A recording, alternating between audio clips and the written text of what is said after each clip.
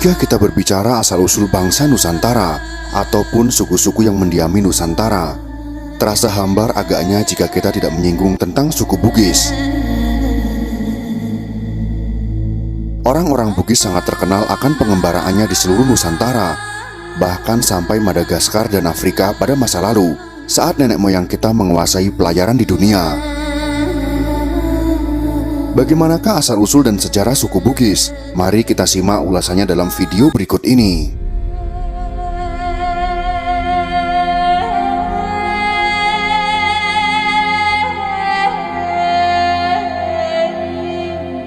Bugis adalah suku yang tergolong ke dalam suku-suku Deutero Melayu, masuk ke Nusantara setelah gelombang migrasi pertama dari daratan Asia, tepatnya di Yunan. Kata Bugis berasal dari kata Tougi, yang berarti orang Bugis. Penamaan Ugi merujuk pada raja pertama kerajaan Cina yang terdapat di Pamana, Kabupaten Wajo saat ini, yaitu Lhasa Tumpugi. Ketika rakyat Lhasa Tumpugi menamakan dirinya, maka mereka merujuk pada raja mereka. Mereka menjuluki dirinya sebagai Tougi, atau orang-orang atau pengikut dari Lhasa Tumpugi. Lhasa Tumpugi adalah ayah dari Wechudai dan bersaudara dengan Batara Latu, ayahanda dari Saweri Gading.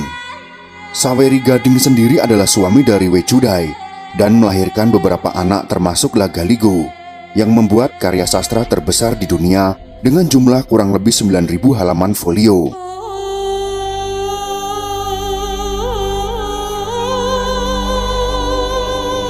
Saweri Gading Opunaware atau yang dipertuan di Ware adalah kisah yang tertuang dalam karya sastra I Lagaligo dalam tradisi masyarakat Bugis. Kisah Saweri Gading juga dikenal dalam tradisi masyarakat Luwuk, Kaili, Gorontalo, dan beberapa tradisi lain di Sulawesi seperti Buton. Komunitas ini berkembang dan membentuk beberapa kerajaan. Masyarakat ini kemudian mengembangkan kebudayaan, bahasa, aksara, dan pemerintahan mereka sendiri. Beberapa kerajaan Bugis klasik antara lain Luwu, Bone, Wajo, Sopeng, Supa, Sawito, Sidenreng, dan Rapang. Meski tersebar dan membentuk suku Bugis, tapi proses pernikahan menyebabkan adanya pertalian darah dengan Makassar dan Mandar. Saat ini orang Bugis tersebar dalam beberapa kabupaten, yaitu Luwu, Bone, Wajo, Sopeng, Sidrap, Pinrang, Sinjai, dan Baru. Daerah peralihan antara Bugis dengan Makassar adalah Bulukumba, Sinjai, Maros, dan Pangkajene Kepulauan. Masa Kerajaan Bone.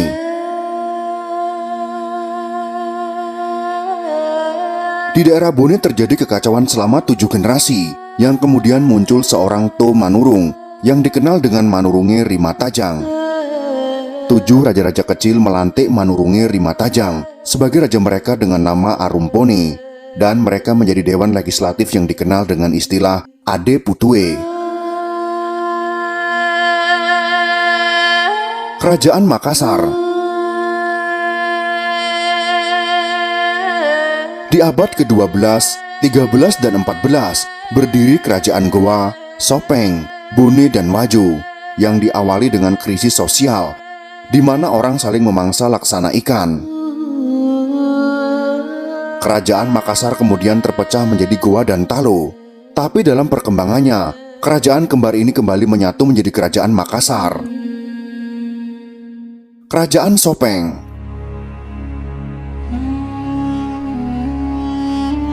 Di saat terjadi kekacauan, di Sopeng muncul 2 orang To Manurung.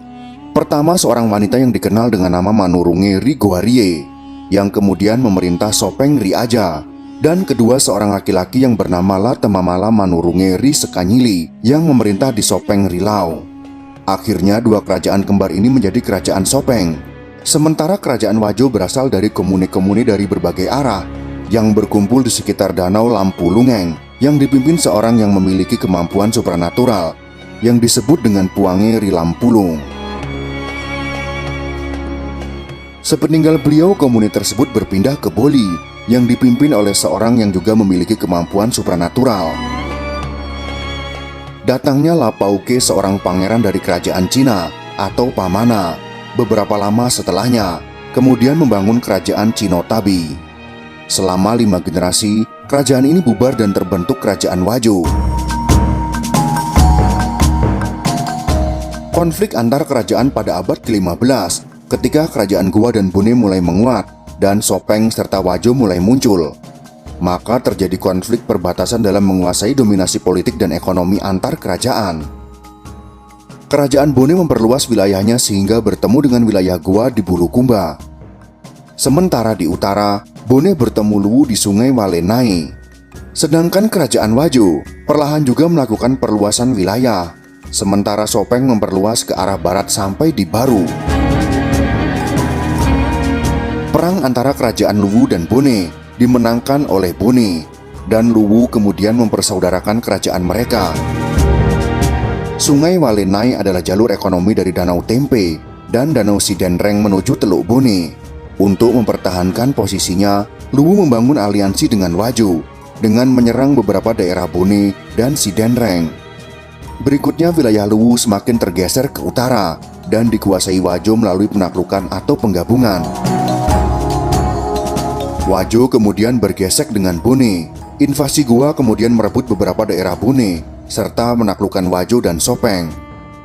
Untuk menghadapi hegemoni Gowa, kerajaan Bone, Wajo, dan Sopeng membentuk aliansi yang disebut Telum Pocoe. Penyebaran agama Islam.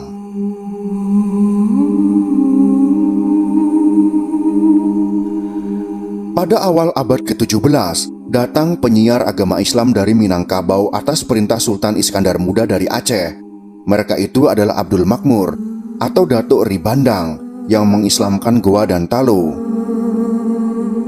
Sulaiman atau Datuk Patimang yang menyebarkan Islam di Luwu, dan Nurdin Aryani atau Datuk Ritiro yang menyiarkan Islam di Bulukumba. Kolonialisme Belanda. Pada pertengahan abad ke-17, terjadi persaingan yang tajam antara Gowa dan VOC hingga terjadi beberapa kali pertempuran. Sementara Arumpone ditahan di Gowa dan mengakibatkan terjadinya perlawanan yang dipimpin oleh Latandri Tata Daeng serang Arung Palaka. Arung Palaka didukung oleh Turatea, kerajaan kecil Makassar yang tidak sudi berada di bawah Gowa. Sementara Sultan Hasanuddin didukung oleh menantunya, yaitu Latendri Lai Tosengeng, Arung Matoa Wajo, Maradia Mandar, dan Datu Lawu.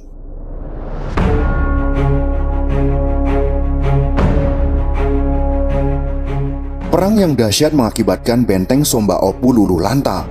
Kekalahan ini mengakibatkan ditandatanganinya perjanjian Bongaya yang sangat merugikan kerajaan Gowa. Pernikahan Lapatau dengan putri Datu Luwu, Datu Sopeng, dan Somba Gowa adalah sebuah proses rekonsiliasi atas konflik di Jazirah Sulawesi Selatan.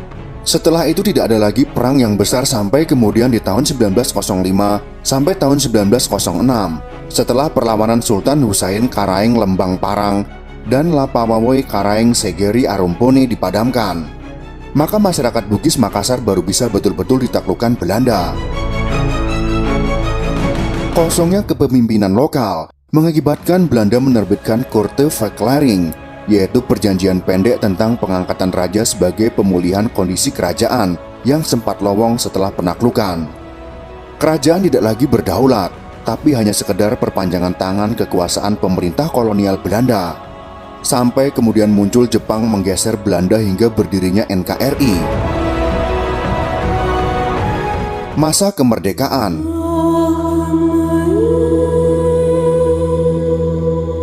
Para raja-raja di Nusantara bersepakat membubarkan kerajaan mereka dan melebur dalam wadah NKRI pada tahun 1950 sampai dengan 1960-an. Indonesia, khususnya Sulawesi Selatan, disibukkan dengan pemberontakan. Pemberontakan ini mengakibatkan banyak orang Bugis meninggalkan kampung halamannya. Seiring dengan arus reformasi, muncullah wacana pemekaran. Daerah Mandar membentuk provinsi baru yaitu Sulawesi Barat.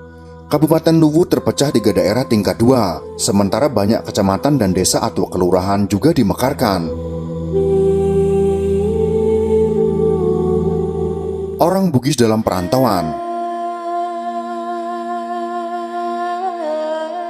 Kepiawaian suku Bugis Makassar dalam mengarungi samudra cukup dikenal luas, dan wilayah perantauan mereka pun hingga Malaysia, Filipina, Brunei, Thailand, Australia, Madagaskar, dan Afrika Selatan. Bahkan di pinggiran kota Cape Town di Afrika Selatan, terdapat sebuah suburb yang bernama Makassar, sebagai tanda penduduk setempat mengingat tanah asal nenek moyang mereka. Konflik antara kerajaan Bugis dan Makassar serta konflik sesama kerajaan Bugis pada abad ke-16, 17, 18, dan 19 menyebabkan tidak tenangnya daerah Sulawesi Selatan. Hal ini menyebabkan banyaknya orang Bugis bermigrasi terutama di daerah pesisir. Selain itu, budaya merantau juga didorong oleh keinginan akan kemerdekaan. Kebahagiaan dalam tradisi Bugis hanya dapat diraih melalui kemerdekaan. Pada abad ke-17, datanglah seorang pemimpin suku Bugis menghadap Raja Banjar yang berkedudukan di Kayu Tangi atau Martapura untuk diizinkan mendirikan pemukiman di Pagatan Tanah Bumbu. Raja Banjar kemudian memberikan gelar Kapitan Laut Pulo kepadanya yang kemudian menjadi Raja Pagatan. Kini sebagian besar suku Bugis tinggal di daerah pesisir timur Kalimantan Selatan, yaitu di Tanah Bumbu dan Kota Baru. Setelah dikuasainya kerajaan Goa oleh VOC pada pertengahan abad ke-17, banyak perantau Melayu dan Minangkabau yang menduduki jabatan di kerajaan Goa bersama orang Bugis lainnya ikut meninggalkan Sulawesi menuju kerajaan-kerajaan di tanah Melayu.